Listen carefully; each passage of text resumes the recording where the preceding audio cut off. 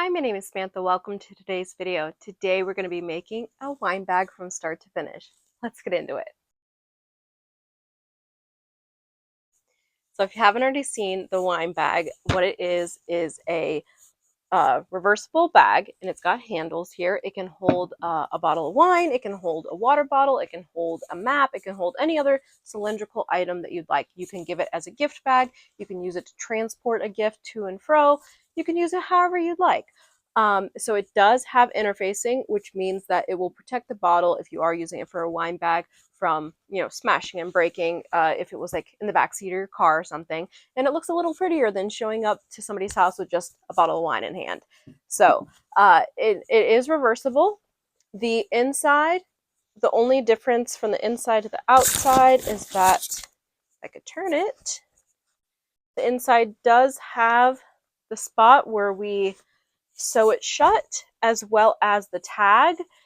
If you want to hand sew it shut, then you wouldn't see it. Where is it at? See, like right here, you can see where we sewed it shut with the machine, and then it's got the tag on it. If you do not put a tag and you hand sew it shut, then it will be exactly the same on the inside and the outside. So it just depends on how you'd like to go about making it. Here are all the ones that I've already made. I'll show them to you at the end. If you want all the particular measurements and the step-by-step instructions, I'll have the pattern linked down below. So what you need is the exterior and the interior, as well as some handles. For the handles, you don't have to use fabric to make them. You could always use a cord or ribbon or any other twine, any other pre-made type strand that you'd like. You can make the handles as long or as short as you like. Right here, I already have the handles pinned. Once again, on the pattern, it'll tell you exactly where to place the handles. And then I already have the interfacing. You can either trim the interfacing after you've adhered it or before, up to you. And then the lining and the exterior pieces are the same size. So once we have the handles, what am I trying to say? So you cut the fabric, and then for the exterior, you're going to put on the interfacing based on the handles, and then we're going to put these guys right sides together, pin this down, and we're going to sew all three sides together. Then for the interior piece, if you're putting a tag, I've put the tag down towards the bottom, and then we're going to put these guys right sides together. On the side with the tag, sew the entire side down, the bottom all the way, and then on the other long edge, we're going to leave about a 2 to 4 inch opening, however much you see fit. So let me go ahead and sew up the sides, and we're going to sew these pretty tight. I have a 2.5 stitch length. Let me get these pinned real quick. I sometimes pin, sometimes don't. It just depends on how sticky the fabric is to itself, how particular the project is. I'm not pinning super particularly. I'm just going to stick 2 pins in this guy. So I've got one on one side and one on the other. So like I said, I'm going to sew this side, leave an opening, keep sewing, the whole thing, and then on this guy, all 3 sides. So the part that is open is the top on both of them. So let me go ahead and sew these down.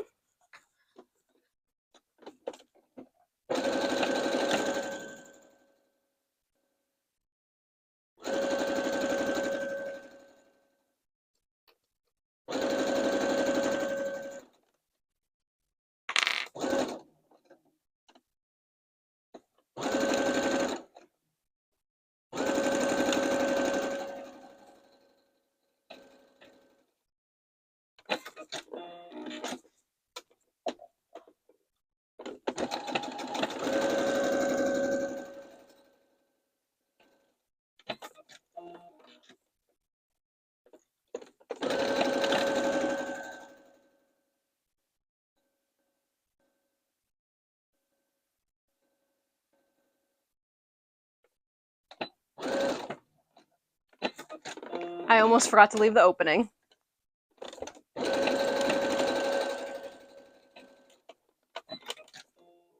If you do forget to leave the opening, just do a little seam rip and then reinforce your stitches. So my opening's towards the top. I meant to do it towards the bottom, but you know, everybody makes mistakes. So let me go ahead and pin other one together. I found that it's easier to use clips on the exterior pieces because they are bigger with the interfacing, they're thicker, and I find it easier to pin the interior pieces. So I'm using both clips and pins.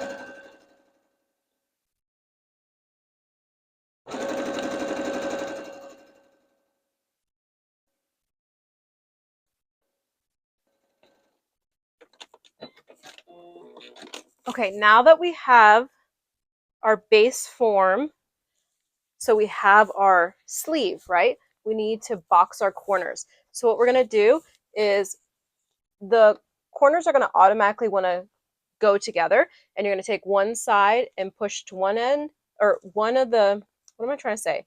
The edges, the seam, one seam to the left and one seam to the right. It does not matter which.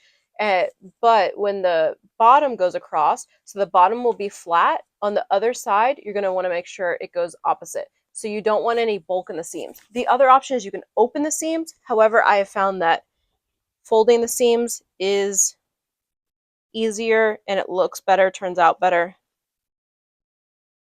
It ends up being too bulky at the top. Okay. And you can kind of feel them like lock into place. And you're going to clip that down so we have our boxes. And then we're going to sew across the edge. So let me do that again. So what I did is I just stuck my hand in the tube to open it up, and then had one seam go to the left and one to the right, and go ahead and clip it.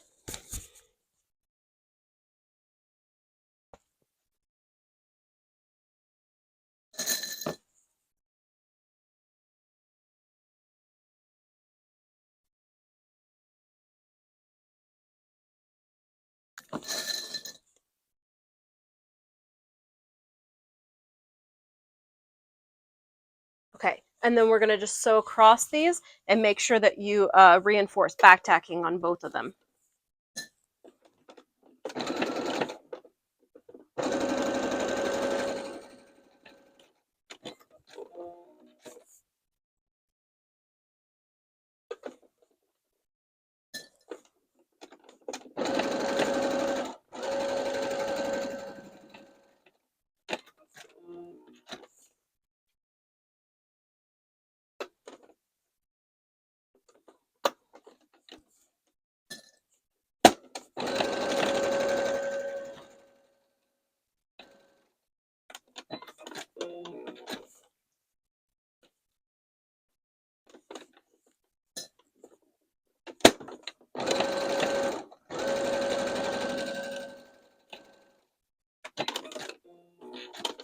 All right, so now we want the right sides to go together. So I'm going to put the handles back in. This is our exterior piece with the interfacing.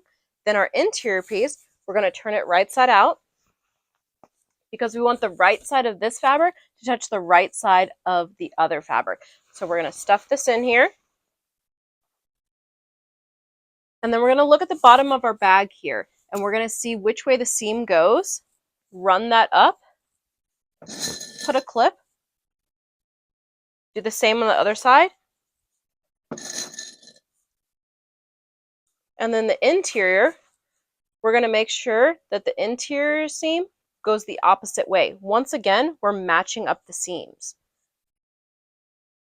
That way we don't have any bulk in any of our seams.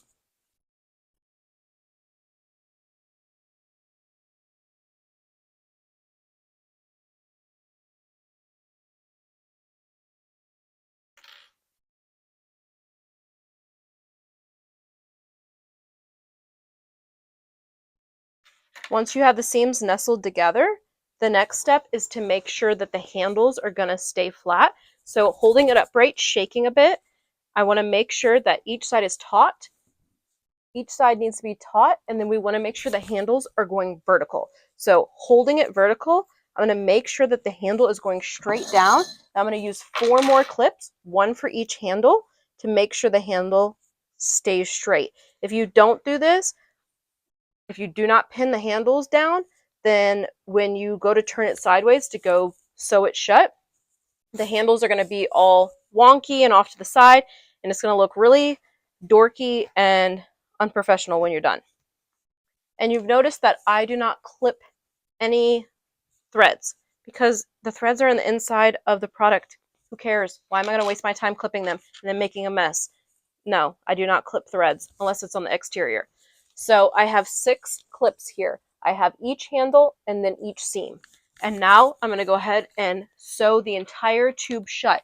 And we can do that because we have the opening in the liner. If you messed up and didn't put the opening in the liner, go back right now and go seam rip an opening because you're going to get stuck. So just find a flat spot to start and go all the way around.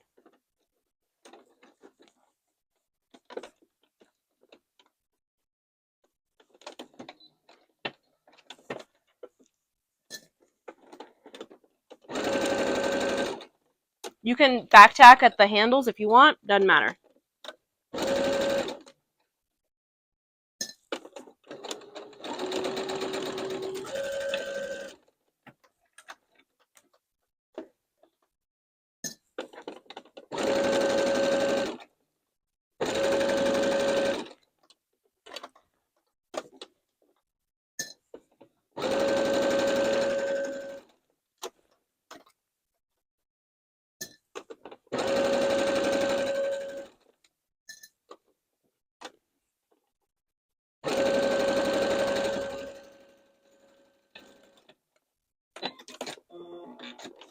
Okay, before we birth our bag, go ahead and take a look around.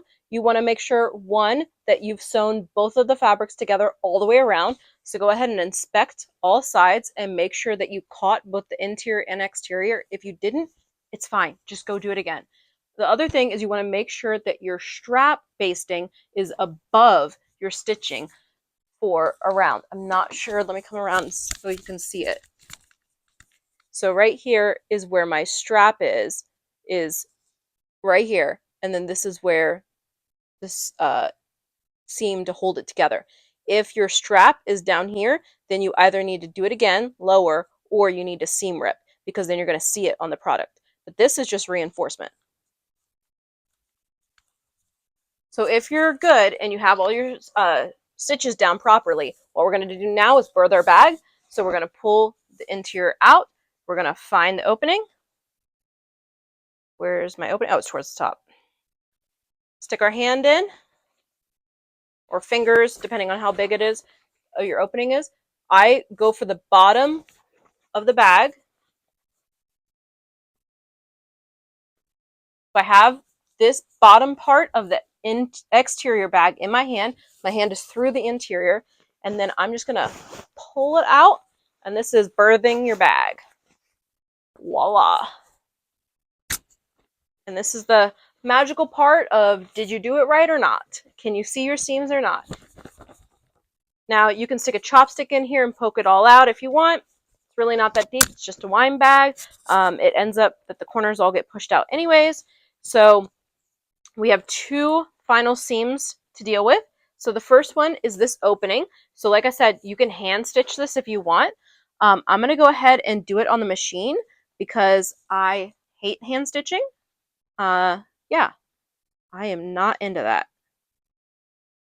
I don't like hand stitching. I don't like hand washing dishes. You know, we have machines to do these things for us. So let's take advantage of what we have available. So the way that I like to pin an opening shut is I like to use 3 pins. So I use 1 horizontal and 2 vertical. My vertical pins, they let me know where to start and stop because I don't need to make more stitches than what is necessary. So I have 2 vertical and I have 1 horizontal. So the horizontal is holding the opening shut, and then the 2 verticals are what is telling me where to start and stop. And the corners, I use that as a little starting piece. So on the inside, it doesn't matter if your first stitch is pretty or not, but the exterior, it does. So what I'm going to do is put a couple stitches into this like scrap piece of fabric. Now, when I start stitching on my actual product, I'm going to have pretty stitches. So I still have a 2.5 stitch length for everything that we've done up to this point. I'm going to go ahead and pull my pin out, never sew over your pins, do a little back tack, and then I'm going to sew pretty close to the edge here and only as much as I need.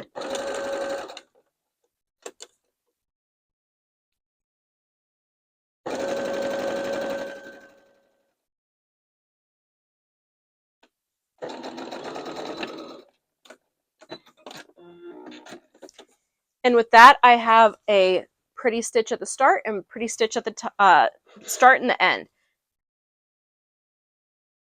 And if you've ever had clumping stitches, then you know what I'm trying to avoid.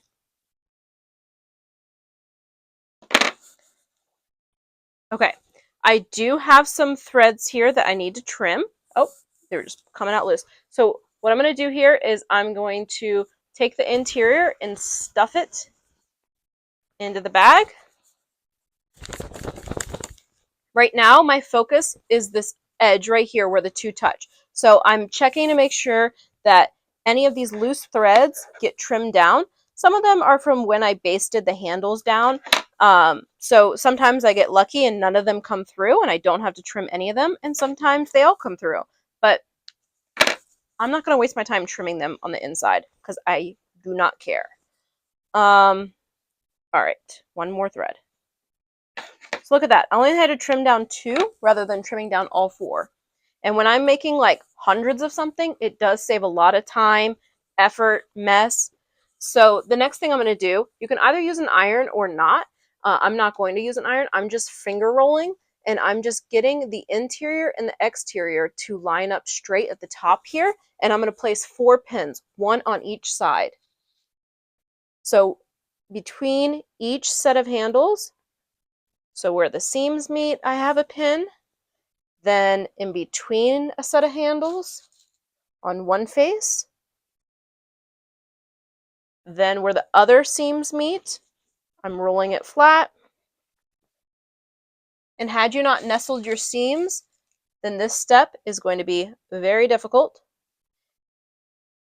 This step is not necessary to the integrity of the bag. However, it does make it look prettier and it allows for the interior and the exterior not to fall from each other. So our last step is top stitching. Top stitching, we want a 4.0 to 5.0 stitch length. And once again, we want a pretty start and end. You can certainly switch out for a perfectly matching thread. I do not mind using black and white in most cases, so I'm just going to continue to use the white. I always use white on the interior of everything because why not? And then you're just going to place this on. So I am going to do the method of just putting the bag down and holding part of it to the side the same way I did the interior. The other option is you can take like this off. However, this bag on my machine is just as wide as my arm here, so it's very tight. It's hard to turn. So I have found that it's easier to just manipulate it on the top. If you want your top stitch that shows to be on the exterior, then flip your bag right now so that the interior fabric's on the outside, because right now my top stitches are on the inside. And so I'm just gonna back tack and then top stitch all around. You could skip the back tacking if you want and just go over your first stitch again if you want it to look pretty.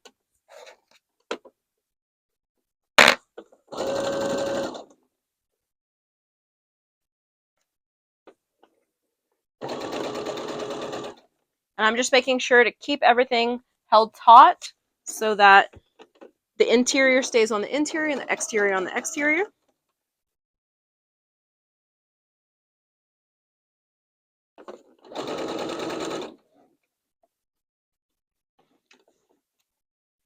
And also, by not trimming before we turned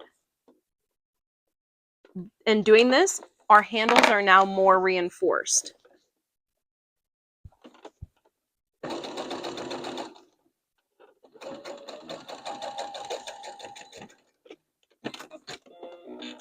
Back tack, pull it off, trim the threads, and there we go. Here is our wine bag. And look, I could just push these corners out. It's not that deep. You did not have to do it before you turned it. I can get it just with my fingers there. And there we go. This is the bag that we just made together. Let me turn it the other way so you can see inside. So this is a super easy project. You could make a bunch of them. You could personalize it. You could make the handles from the fabric that you used, or you can use just ribbon or whatnot. But that's how you make the bags. I love this project. I think it's super awesome. And let me show you the top stitches up close. So what I was talking about is that I had my presser foot in this side. So these are less pretty and these are more pretty stitches because this is where the top thread was going. So the other thing you could do is have a bobbin and a top thread that are two different colors is another option. But let me show you all of the bags that I have already made. So obviously there's this guy that we just made together. And so this has the flowers inside and the bugs on the outside. Then we have 3 that are the bees with honeycomb on the inside. This one is an example of where I had my top stitch be black and then my bobbin be white. And so you can see a little bit of the black, but it makes it look prettier. Then we have the 3 holiday prints. This one has poinsettias in the inside, and then these 2 guys both have red dots on the inside. And these are all available in my Etsy shop for $10. And then, like I said, if you want to make it yourself, the pattern is down below. It's just a PDF pattern. This one has a birdhouse on the inside. Then we have the planets. And I made kids ones because it doesn't have to be a wine bag. You could give a map as a gift. You could give a water bottle as a gift. You could use them just to transport things. You could use it in your car to hold some paper towels. I don't know. I don't condone paper towels though, or condone. I can't remember if that means you like or don't like. I do not like paper towels. I do not use paper towels. I go through 1 roll of paper towels in an entire year. Yeah. So, but anyways.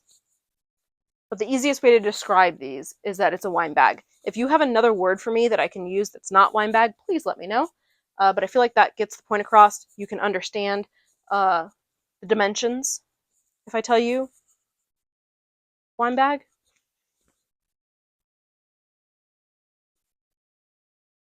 That's cute with the cheetah print on the inside.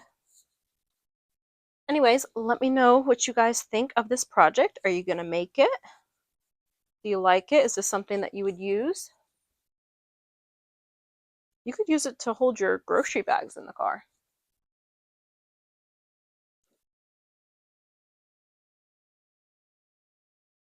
Almost done.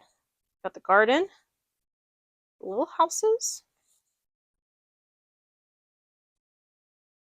and the plaid, flowers,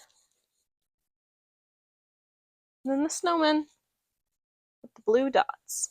And those are all of the wine bags that I have made. Let me know what you guys think in the comments down below. Please don't forget to like and subscribe, and have a wonderful day.